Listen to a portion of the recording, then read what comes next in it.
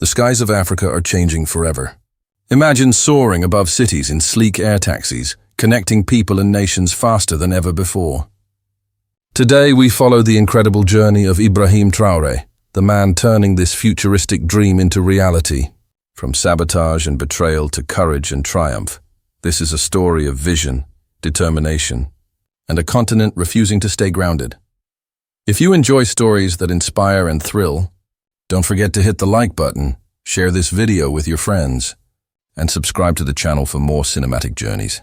Now sit back, because this is the story of how Africa took to the skies. The night was thick with storms, a sky split open by lightning that bled across Ouagadougou like veins of fire. The city seemed to shiver beneath the weight of something unseen, something whispered but never spoken. In dark corridors of government halls, men huddled together, their faces lit only by the glow of flickering bulbs, their voices sharp with warning. Ibrahim Traoré's dream was too dangerous, too disruptive, too threatening to powers that thrived on Africa's broken roads and fractured skies. On the outskirts of the capital, a hangar stood like a sentinel in the rain, its steel doors trembling as wind clawed at them. Inside, beneath tarps and shadows, rested machines that were more rumor than reality, vessels that could rise straight into the sky, hover like hawks, and cross the land without need of asphalt or rails. They were called air taxis, and if they lived, they would shatter the chains that had kept nations crawling instead of soaring. But already, sabotage crept close. A sudden fire broke out weeks earlier, reducing one of the prototypes to smoldering ash. A pilot, loyal to the project, had vanished on his way to the testing grounds. His family never saw him again. Supplies meant for construction were stolen, rerouted, lost in bureaucratic fog. Each setback was painted as an accident, but the pattern spoke of something darker, a deliberate hand pulling strings in the shadows. The rain poured harder, drumming against tin roofs, washing away footprints of those who had slipped through the night to plant doubt, to whisper betrayal. Still, amid the chaos, Traoré pressed forward, his voice rising above despair. To him, the skies were not a luxury, they were survival. He knew the faces of mothers who had walked for days to reach a hospital, the weary traders who had lost their goods on broken roads, the students cut off from schools because bridges had collapsed in floods. To them, the dream of flight was not fantasy. It was liberation, and yet liberation was never born without enemies. Beyond Burkina Faso's borders, whispers reached foreign capitals and boardrooms. Men in tailored suits laughed behind closed doors, dismissing the idea as foolish, reckless, impossible. But their eyes betrayed fear. If the skies of Africa filled with these machines, if cities became closer, if people connected beyond borders without foreign-owned airlines, then their grip would loosen. They could not allow that. So storms gathered, not only in the clouds above, but in the hearts of men preparing to strike against the dreamer who dared to challenge gravity and power alike. The rain beat harder, the city holding its breath as though it knew what was coming. And in that silence between thunderclaps, the question lingered like a knife at the throat of history. Would the dream rise, or would it be buried before it ever touched the sky? What he did next shocked the world. The morning after the storm, the air was heavy with the scent of wet earth and smoke. The hangars stood still, their walls scarred by water and wind, yet inside them the skeletons of a dream remained. Workers arrived in silence, their faces tired but resolute, carrying tools in calloused hands, knowing that each bolt tightened, each wire secured, was defiance against those who waited for failure. Ibrahim Traoré walked among them, boots crunching against puddles, his uniform soaked, but his eyes fixed not on the wreckage, but on the skies above. His vision had taken root years earlier, born of anger and necessity. He had grown up watching villages starve, watching mothers cradle lifeless children after food shipments rotted on trucks trapped in mud. He had seen the desperation of men who walked for days to bring medicine across borders, only to find checkpoints closed and their loved ones lost before they could return. Roads had failed his people. Rails were promises that never came. The air, vast, open, limitless, was the only path left unchained. The first sketches were crude, drawn on scraps of paper under candlelight, outlines of small vessels powered not by giants, but by ingenuity. Vertical flight, swift transport, machines that could leap across rivers and deserts in minutes rather than days. At first, the idea was a whisper of hope in a country suffocating under weight of debt and hunger. But whispers grow, and soon those sketches became blueprints, and those blueprints became prototypes, hidden away in rusting hangars on the city's edge. The people listened when Traoré spoke of this dream. They gathered in crowded squares and markets, their eyes lifted as if they could already see the sky opening. Farmers imagined taking fresh harvests to distant cities before rot could claim them. Students dreamed of reaching schools that had once been impossibly far. Families imagined being whole again, no longer divided by rivers, floods, or borders. The dream spread faster than the enemies who tried to smother it, because it was more than technology. It was freedom, painted across the heavens. But freedom attracts hunters. Shadows gathered in the corners of power, where suits and uniforms shared drinks in dim-lit rooms. They whispered of contracts, of concessions, of gold and oil that would slip from their grasp if the airways became African. They spoke of Traoré as if he were a child playing with matches, a fool who might burn the whole house down. Among them were 3 ministers whose smiles masked venom, their loyalty stretched thin by the weight of foreign gold. They attended every briefing, nodded at every promise, yet sent quiet messages to men across oceans, warning of progress, trading secrets for dollars. Beyond Africa, the laughter was crueler. In Paris and Washington, in London and Brussels, the notion of air taxis for the African poor was dismissed as a fantasy, a spectacle for speeches, but never for reality. They cannot build roads, yet they want to fly, one diplomat scoffed, his glass of wine trembling as he chuckled. But beneath the mockery lay unease, because they remembered the lessons of history. Every liberation had begun as a laughable dream. Pressure mounted like a noose. Letters arrived stamped with foreign seals, warning of debt spirals, sanctions, and trade blockades. "Your gold must remain where it belongs," they wrote in veiled threats, a reminder that even the earth beneath his people's feet was contested. Loans were dangled before the government like poisoned fruit, promises of billions, if only the air taxi project was abandoned and the country returned to sustainable priorities.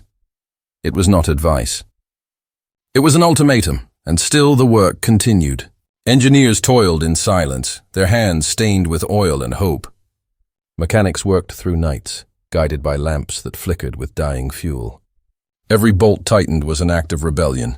The machines began to take shape. Strange, sleek bodies of steel and carbon, designed not for luxury but survival. They could land on bare earth, rise from crowded streets, descend into remote villages. They were crafted not for the wealthy few, but for the millions who had been left to walk. Then came the whispers of betrayal. A fuel shipment disappeared, trucks found abandoned in the desert with drivers gone without trace. Electrical systems malfunctioned, sparking fires where none should have started. A young mechanic was discovered lifeless beside the wing of a half-built craft. His death ruled an accident, but his friends whispered of threats he had spoken of days before. One by one, the shadows pressed closer, turning progress into peril. The people noticed. Markets buzzed not only with the price of millet and maize, but with questions. Why were the planes taking so long? Why did every victory seem swallowed by disaster? Mothers who had once smiled at the promise of medicine in hours now wept again as their children faded. Traders cursed at broken roads, their carts stuck in mud, their produce spoiled. Hope, so bright, began to flicker. Doubt was seeping in, and the saboteurs fed it like fire. Traoré felt the weight like chains on his shoulders. Each morning, he rose to reports of new delays. Each night, he sat at his desk, staring at maps of roads that went nowhere, railways that rusted before they were laid. His advisors urged him to slow down, to compromise, to accept foreign aid that would strip the dream of its soul. But he remembered the faces of the people in the villages, their faith in him, their hunger not just for food, but for dignity. To stop now would be betrayal greater than any foreign enemy could deliver. In secret, he began to watch those closest to him. 3 ministers, once his allies, lingered too long in shadows, spoke too softly into private phones, avoided his eyes when plans were discussed. He said nothing, but his silence was sharper than accusation. Betrayal was brewing, but he needed proof, and proof often came too late. Meanwhile, in the streets, rumors grew into legends. Children played games where they pretended to fly, lifting sticks as wings, chanting that one day the sky would belong to them. Old men spoke of Sankara's spirit returning in steel and fire, of a time when Africa would no longer wait for permission to rise. The dream was alive, but it lived on a knife's edge, balanced between miracle and ruin. In the depths of the night, storms rolled once more, echoing the battles yet to come. The hangars stood like silent witnesses, housing not only machines of flight, but the weight of a continent's hope. And though the rain washed clean the streets of the capital, it could not cleanse the shadows gathering within its walls. The stage was set for confrontation, for mysteries to unravel, for enemies to reveal their faces. And somewhere beyond the horizon, the first whisper of dawn promised that soon the skies would no longer be silent. The sun rose pale and uncertain, its light bending through a haze of dust that clung to the streets of Ouagadougou. The city stirred awake, but its pulse was restless, uneasy, like a body carrying fever. The dream of flight still hung above the people, yet the ground beneath them felt unsteady. Every day brought whispers of progress. Every night delivered new sabotage. The tension had settled like smoke, thick, choking, impossible to ignore. The first prototype stood nearly complete in the hangar, its curved body gleaming faintly under tarps. Engineers circled it with reverence, adjusting, repairing, rewiring. But even as the machine took shape, they could feel the invisible noose tightening. Foreign warnings grew louder, letters turning to threats, threats turning to sanctions. Essential parts were delayed at ports for weeks, held by officials whose pockets had been filled by invisible hands. Bank accounts linked to the project were frozen overnight. Entire shipments stranded at borders under the excuse of technical checks. It was a war without bullets, fought in shadows, designed to suffocate rather than strike. And yet, ordinary people bore the heaviest blows. Food prices soared as trade slowed under pressure. Villages isolated by crumbling roads saw children starve before aid could reach them.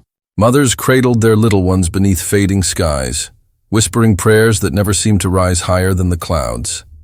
The air taxis had promised to be their salvation, a bridge through the sky. But as delays stretched on, despair sharpened. Markets that once buzzed with hopeful chatter now grew quiet, filled with men and women who asked each other the same question.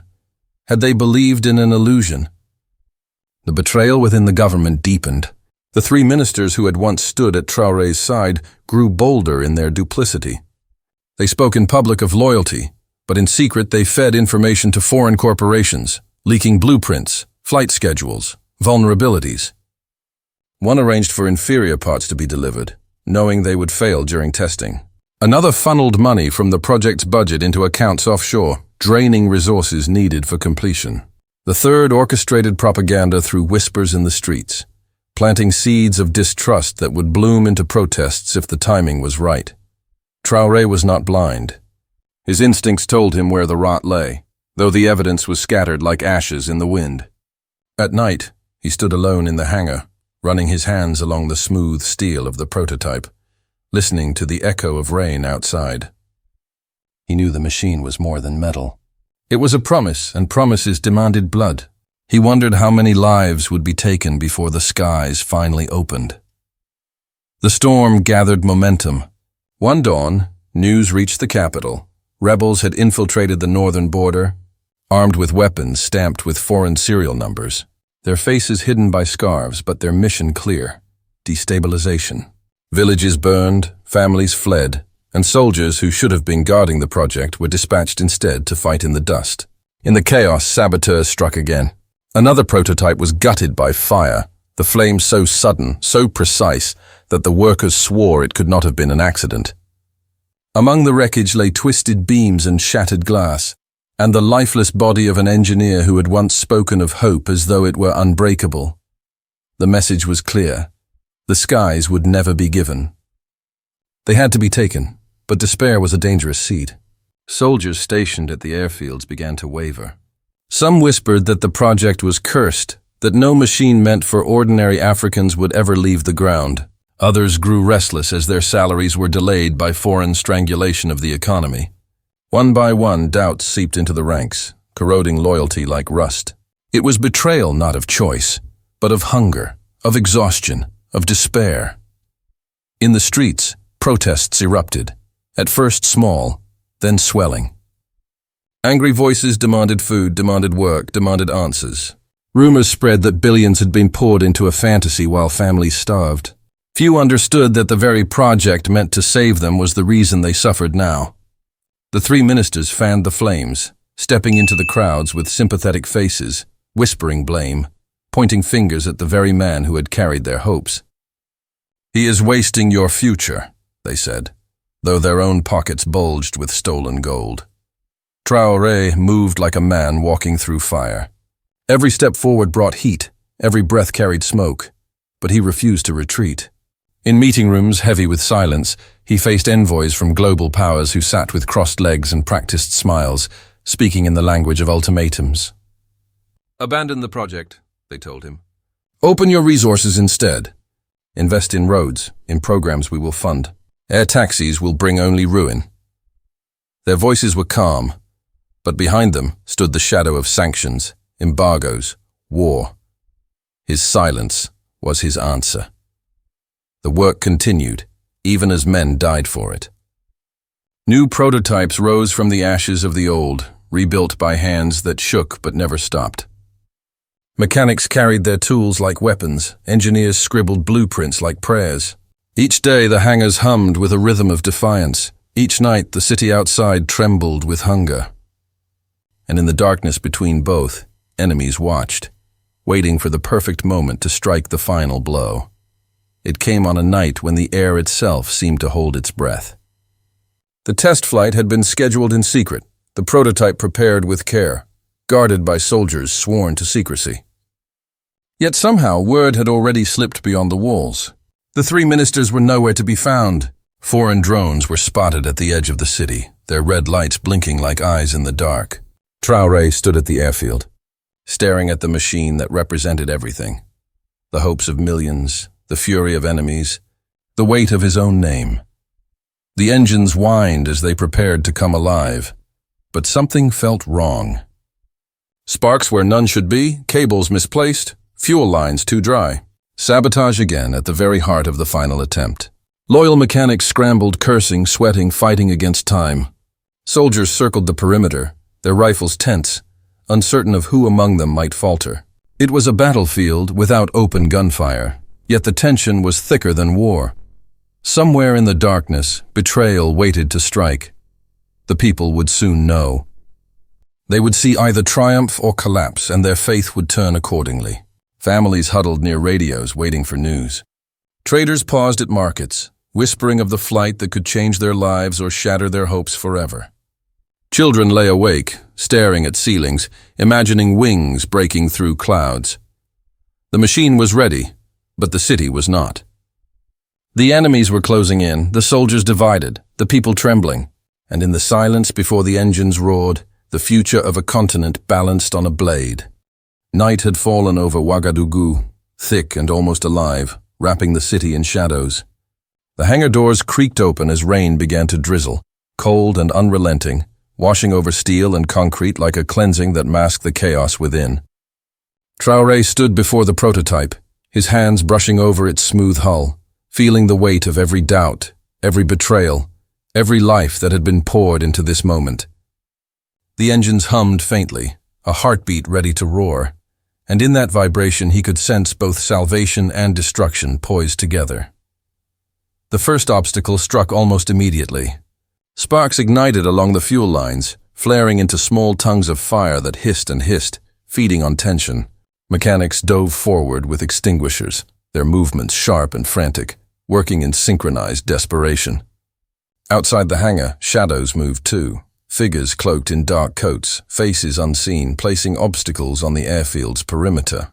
Someone had cut the power lines feeding the runway lights, leaving the stretch of tarmac in near-complete darkness. Traoré's eyes scanned every movement, every flicker. Soldiers, divided and nervous, formed uneven lines around the site. Some shifted nervously, unsure if loyalty to him outweighed the fear whispered into their ears by enemies in power. Foreign drones hovered above, tiny blinking predators, watching, recording, waiting for a sign of failure. Traoré breathed in slowly, letting the tension coil in his chest like steel. One step, one command, one risk could tilt everything. He turned to the chief engineer, whose face was pale and streaked with soot. "We either rise or we fall," Traoré said, voice steady despite the chaos. No hesitation. Engines roared as fuel was rerouted, electricity restored, and the first flight controls powered on. The prototype shivered, then steadied, lifting slightly above the ground, as if testing its own courage. And the city, far below, seemed to hold its breath. Suddenly, explosions rocked the perimeter. Small, precise, designed not to destroy the machine but to terrify. Rocks thrown into the landing area, fires ignited along the hangar edges. Soldiers shouted, running to extinguish flames and block intruders. Traoré's gaze sharpened. He realized that sabotage had a human face. Men had infiltrated even the closest ranks, moving with careful calculation, every action choreographed to delay and destabilize. But he could not falter. Traoré stepped into the cockpit, feeling the controls respond beneath his hands. He had learned every mechanism by memory, every nuance of its engineering. Every doubt, every fear, every whisper of betrayal was distilled into a single determination. The flight must happen tonight. The engines screamed higher, rising, shaking the hangar floor with vibrations that rattled bones. The first lift was unsteady. The machine tilted dangerously, as if questioning the courage of the pilot. Traoré's hands were firm, every movement precise. Outside, fires reflected on wet asphalt. Soldiers moved in chaotic harmony, and above, drones circled like predators drawn to the scent of defiance. A sudden shock. One of the cables feeding the main thruster sparks violently, showering the cockpit in orange light.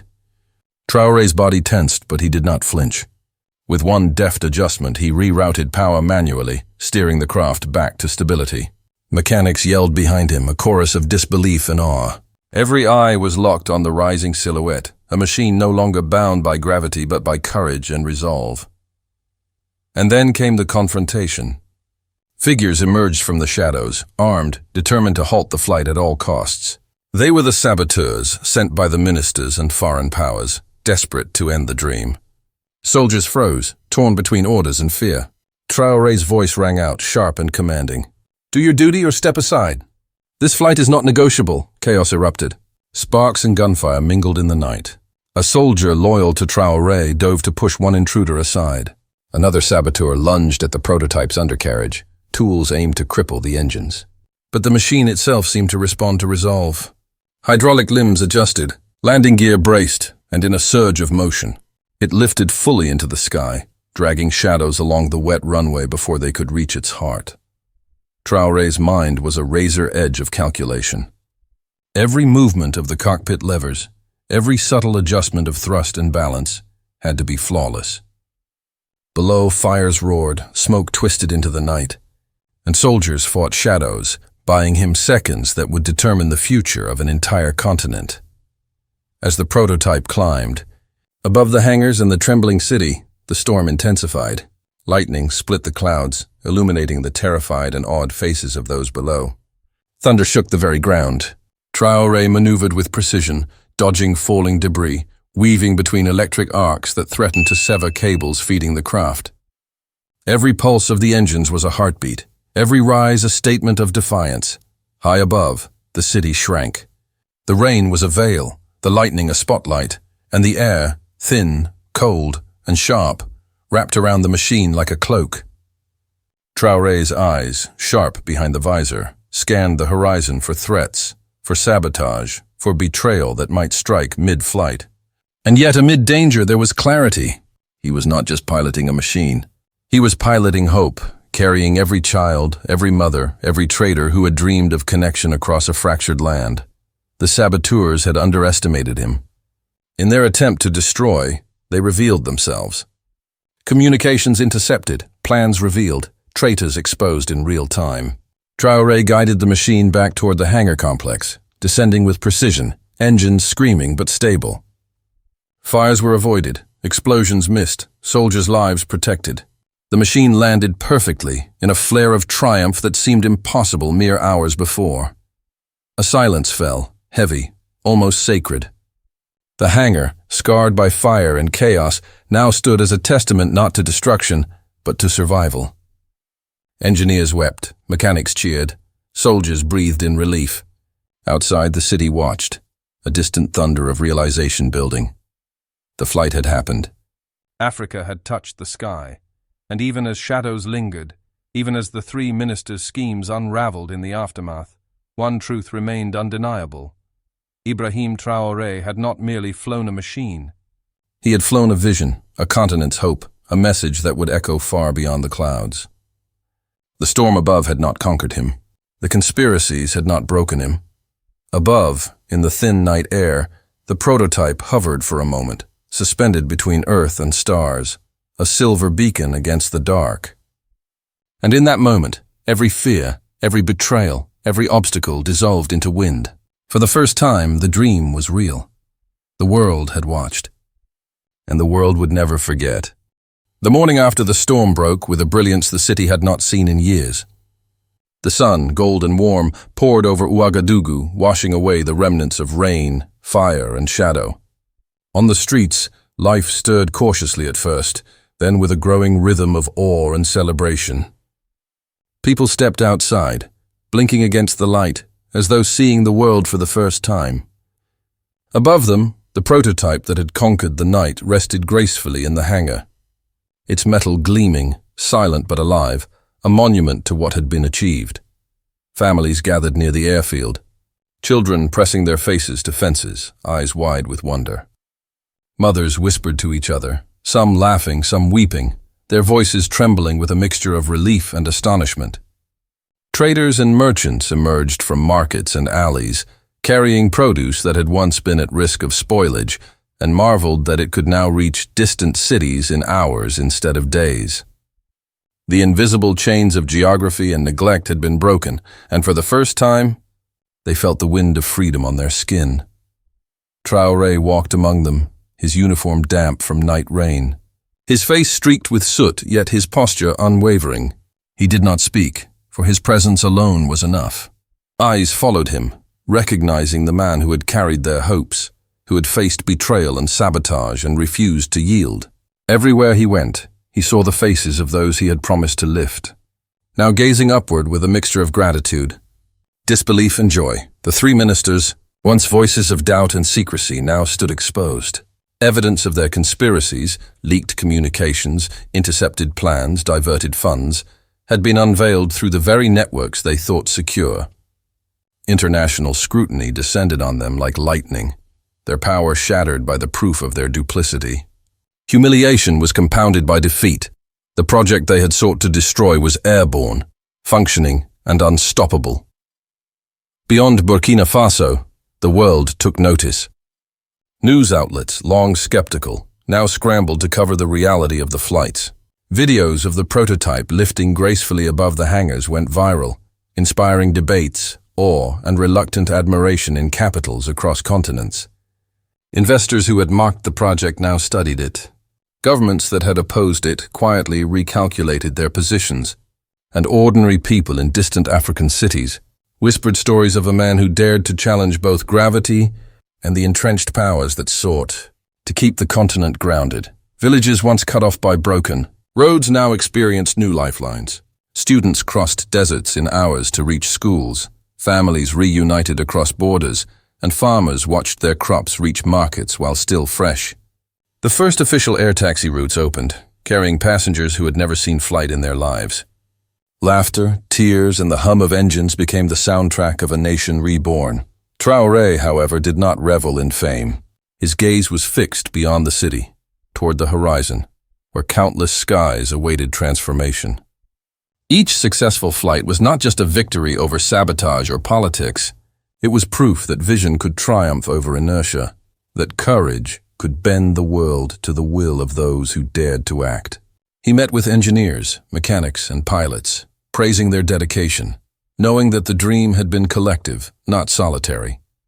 Every hand that had built, repaired, risked, or believed had made this possible. Yet the project did more than connect cities. It ignited imagination across Africa.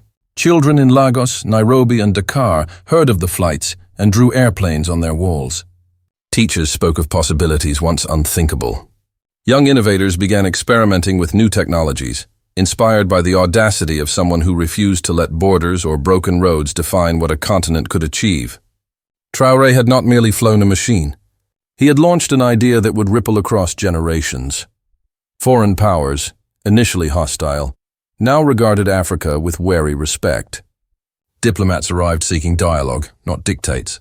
Corporations once intent on monopolizing air travel were forced to negotiate, adapt, or retreat. The project had shifted the balance, proving that determination, ingenuity, and unity could rewrite the rules long thought immutable. Amid all this, Traoré never forgot the people most affected, the mothers, the farmers, the children who had waited patiently while skies remained empty. He traveled to remote villages, watched as air taxis landed on makeshift platforms, and saw the astonishment in eyes that had never seen movement faster than a donkey cart. He listened to their stories, their joy, their renewed hope. Each landing was a promise kept, each flight a testament that progress was not a luxury but a necessity. Even nights were transformed. The once dark skies now held streaks of movement, silver machines gliding silently above, like fireflies heralding a new era. The hum of engines became music, the symbol of a continent refusing to remain grounded by old constraints. Traoré often stood alone beneath these skies, feeling the wind brush against his face, the echo of millions' hopes vibrating with every pulse of the aircraft above. And in that wind, he felt a question, both heavy and liberating. If one vision could transform the skies of Burkina Faso, if courage and persistence could outmatch sabotage and fear, what might Africa achieve next? The dream had begun with air taxis, but the message was far larger, that the continent could rise. Not by waiting for permission, not by following scripts written elsewhere, but by daring to act, to innovate, to believe. In time, the air taxi network expanded to other cities, other nations, connecting people and economies, fostering collaboration, and inspiring a generation of engineers, leaders, and dreamers. The story of the first flight became legend, recounted in schools, spoken in markets, and celebrated in festivals. Traoré's name was not merely associated with a machine, but with vision, resilience, and the audacity to defy impossibility. As the sun set over the horizon, painting the skies in shades of gold and crimson, Ibrahim Traoré watched the first fleet glide across the city, their engines humming a song of hope. He knew that this was only the beginning, that challenges would return, that obstacles would rise, but also that the spirit of a people once lifted could never be grounded again. From the shadows of betrayal and sabotage, from the weight of doubt and fear, had emerged something extraordinary, a continent lifting itself into the skies, guided by courage, vision, and the belief that no horizon was ever too distant. And somewhere in the hearts of millions, the question echoed, triumphant and eternal. Is this the moment Africa finally claimed the sky?